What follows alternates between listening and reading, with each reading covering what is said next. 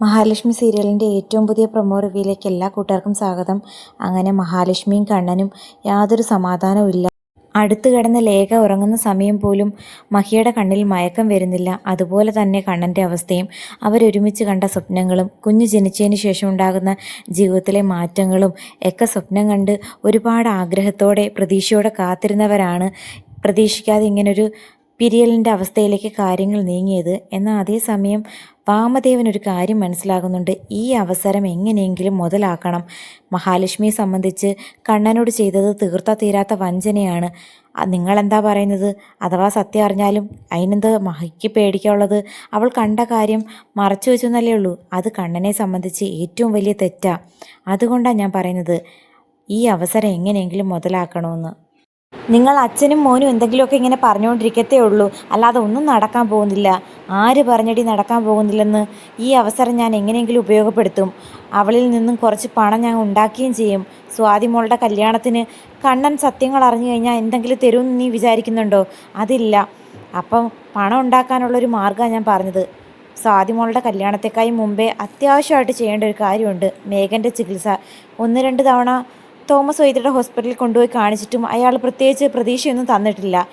അതുകൊണ്ട് നല്ല ഏതെങ്കിലും ഡോക്ടറെ കാണിച്ച് മകനെ ചികിത്സിപ്പിക്കാൻ നോക്ക് എന്നൊക്കെ പറഞ്ഞു കൊടുക്കുന്നു. അതേസമയം കണ്ണനാണെങ്കിൽ ഉറക്കത്തിൽ സ്വപ്നം കാണുന്നുണ്ട്. മറ്റൊന്നുമല്ല, മഹാലക്ഷ്മിക്ക് ഉറക്കത്തിൽ വയറുവേദന ഉണ്ടാകുന്നു. അങ്ങനെ അമ്മയെന്നും പറഞ്ഞ് നിലവിളിക്കുന്ന മഹിയെ കണ്ട് ഞെട്ടി ഉണരുന്ന കണ്ണനാണെങ്കിൽ മനസ്സിൽ അനന്തു ലേഖയൊക്കെ പറഞ്ഞ കാര്യങ്ങളാണ് ഓർമ്മ വരുന്നത്. അഥവാ മഹി അറിഞ്ഞോ അറിയാതെയോ എന്തെങ്കിലും തെറ്റ് ചെയ്തിട്ടുണ്ടെങ്കിൽ നീ ക്ഷമിക്കണം. അറിഞ്ഞുകൊണ്ട് നിനക്ക് ദ്രോഹം വരുന്ന ഒന്നും ചെയ്യാൻ മഹി കൂട്ടാക്കില്ല. ഗർഭിണിയായിട്ടുള്ള മഹിയെ ഈ സമയത്ത് വിഷമിപ്പിക്കരുത്. നല്ല ആരോഗ്യമുള്ളൊരു കുഞ്ഞിനെ ജന്മം കൊടുക്കണമെന്നല്ലേ കണ്ണേട്ടനും ആഗ്രഹിക്കുന്നതെന്ന് ലേഖ പറയുന്നുണ്ട്. അതേസമയം മഹി പറയുന്നുണ്ട്, ഈ ലോകത്ത് മറ്റാരേക്കായും എന്നെ സ്നേഹിച്ചിട്ടുള്ളത് കണ്ണേട്ടനാണ്. അപ്പോൾ കണ്ണേട്ടൻ എന്നെ ഇങ്ങനെ അവോയ്ഡ് ചെയ്യുന്നത്, മിണ്ടാതിരിക്കുന്നത് അതെനിക്ക് സഹിക്കാൻ പറ്റില്ല. മറ്റാര് എന്നോട് എങ്ങനെ പെരുമാറിയാലും കണ്ണേട്ടൻ എന്നോട് അങ്ങനെ കാണിച്ചു കഴിഞ്ഞാൽ സഹിക്കാൻ പറ്റില്ലെന്നൊക്കെ പറഞ്ഞിട്ട് പൊട്ടിക്കരയുന്നുണ്ട്. അപ്പോൾ അത് ആലോചിച്ച് വിഷമിച്ച് കണ്ണനാണെങ്കിൽ ഫോൺ എടുത്ത് മഹിയെ വിളിക്കാൻ ഒരുങ്ങുന്ന സമയത്താണ് ആ ഒരു പ്രതാപൻ പറഞ്ഞ കാര്യങ്ങൾ ഓർമ്മ വരുന്നുണ്ട്. അതായത് കണ്ണൻ്റെ അച്ഛൻ്റെ ബൈക്കിലേക്ക് ലോറി ഇടിപ്പിച്ചത് ഞാനാണ്, അതിന് സാക്ഷിയായിട്ടുള്ളത് മഹിയാണെന്നുള്ള കാര്യം ഓർത്തിട്ട് ആ ഫോൺ വലിച്ചെറിയുവാണ്. വിഷമവും ഉണ്ട്, എന്നാൽ ദേഷ്യമുണ്ട് എന്നുള്ളൊരവസ്ഥയാണ്. അതേസമയം നമ്മുടെ വാമദേവൻ അമ്മാവനാണെങ്കിൽ മഹിയെ കാണണമെന്നും പറഞ്ഞ് വിളിച്ചിട്ടുണ്ടായിരുന്നല്ലോ. അപ്പം അമ്മാവനെ കാത്ത് മഹി വരുന്നു. അപ്പം എന്തിനാ വിളിച്ചതെന്ന് ചോദിക്കുമ്പം, അല്ല, വലിയൊരു സത്യം ഒളിപ്പിച്ചല്ലേ മോള് നടക്കുന്നത്. അപ്പോൾ എനിക്ക് മോളെ ഒന്ന് കാണണമെന്ന് തോന്നി. എനിക്കൊരു 10 ലക്ഷം രൂപയുടെ ആവശ്യമുണ്ട്. മറ്റൊന്നുമല്ല, വീടിന് ലോണുണ്ട്, കണ്ണായ തറ മേടിച്ച് അങ്ങനെ കുറച്ച് കടമുണ്ട്.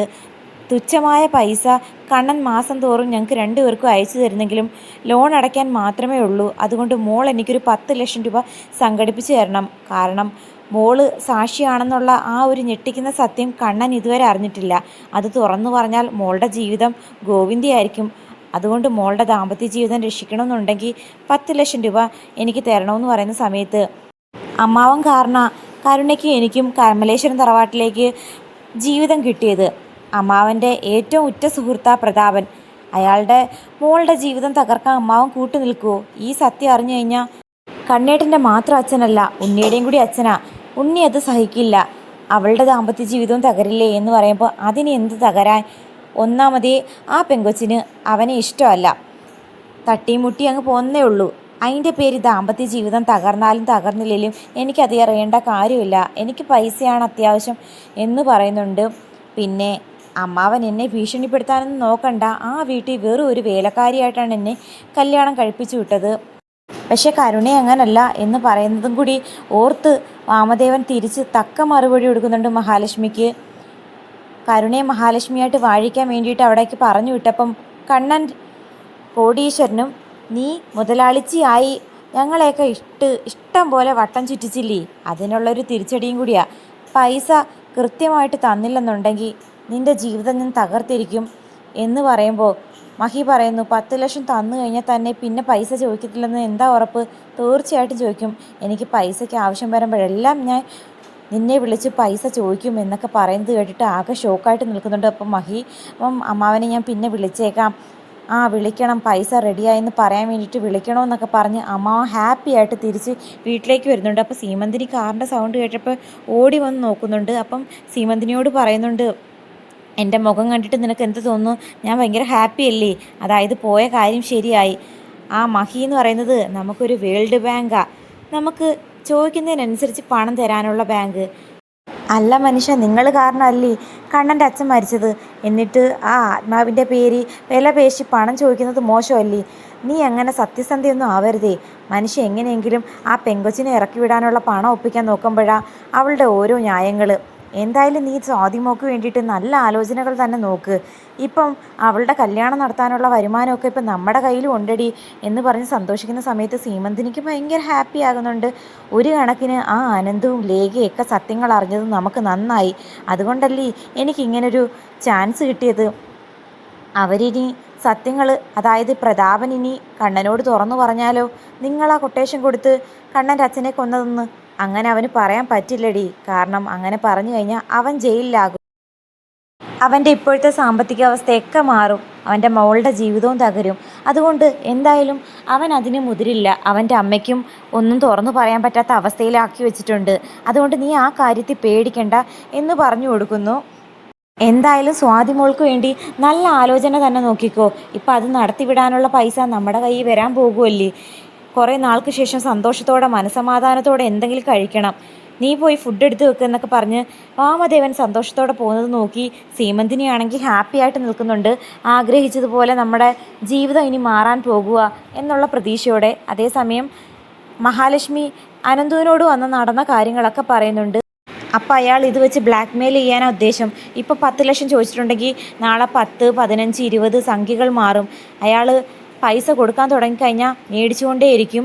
അപ്പോൾ എന്തായാലും കണ്ണൻ്റെ അച്ഛനെ കൊന്നത് അയാളാണോ കൊട്ടേഷൻ കൊടുത്തതെന്ന് സംശയമുണ്ടെന്നല്ലേ മഹിയും അതുപോലെ മഹിയുടെ അമ്മയൊക്കെ സംശയിക്കുന്നത്. ഇങ്ങനെ ബ്ലാക്ക് മെയിൽ ചെയ്ത സ്ഥിതിക്ക് എന്തായാലും അവനാകാൻ ചാൻസ് ഇല്ല. അങ്ങനെയൊന്നും പറയാൻ പറ്റില്ല. പണത്തിന് വേണ്ടിയിട്ട് കൊട്ടേഷൻ കൊടുത്തെങ്കിൽ പോലും അതിൻ്റെ പേര് ബ്ലാക്ക് മെയിൽ ചെയ്ത് മേടിക്കാനും മടിയില്ലാത്ത ഒരു ടൈപ്പാണെന്ന് ലേഖയും പറയുന്നു. ഇനി എന്ത് ചെയ്യാനാ മഹി, നിൻ്റെ ഉദ്ദേശം? പൈസ കൊടുത്ത് ശീലിപ്പിച്ച് കഴിഞ്ഞാൽ വീണ്ടും വീണ്ടും ചോദിച്ചുകൊണ്ടിരിക്കുമെന്ന് ലേഖ പറയുമ്പോൾ എനിക്ക് എന്ത് വേണമെന്ന് അറിയാൻ വയ്യാത്ത അവസ്ഥയിലാണ് അനന്തു ഏട്ടാ.